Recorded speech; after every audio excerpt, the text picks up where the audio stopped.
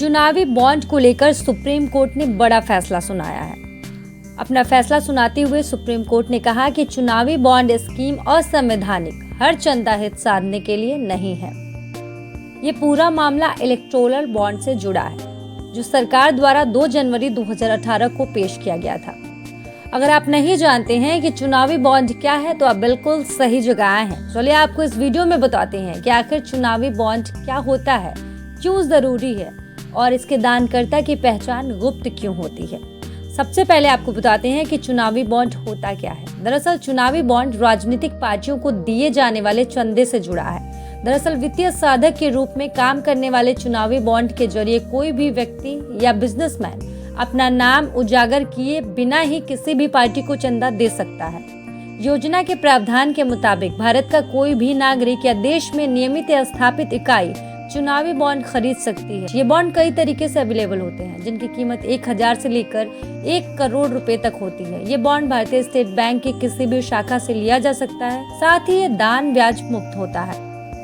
चलिए अब बताते हैं कि चुनावी बॉन्ड जरूरी क्यों है। दरअसल अब आप सोच रहे होंगे कि किसी को चंदा देना है तो वो बिना किसी बॉन्ड के भी दिया जा सकता है, उसमें बॉन्ड की जरूरत ही क्या है।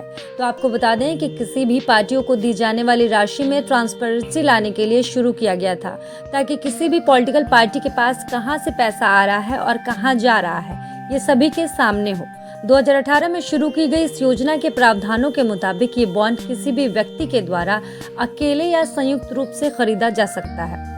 आपको बता दें कि इसमें दानकर्ता की पहचान गुप्त होती है। चुनावी बॉन्ड की एक खास बात होती है, यानी इसके जरिए किसी भी दानकर्ता की पहचान उजागर नहीं होती। हालांकि सरकार और बैंक द्वारा दान देने वाले की वैधता को सुनिश्चित करने के लिए और ऑडिटिंग के लिए इसका रिकॉर्ड अपने पास रखा जाता है।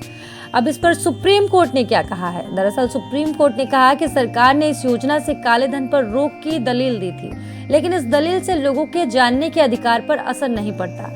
ये योजना आरटीआई का उल्लंघन है। कोर्ट ने कहा कि सरकार ने दानदाताओं की गोपनीयता रखना जरूरी बताया, लेकिन हम इससे सहमत नहीं हैं। कोर्ट ने अपना फैसला सुनाते हुए आगे कहा कि चुनावी बॉन्ड योजना अनुच्छेद 19(1)(a) के तहत हासिल जानने के मौलिक अधिकार का हनन करती है।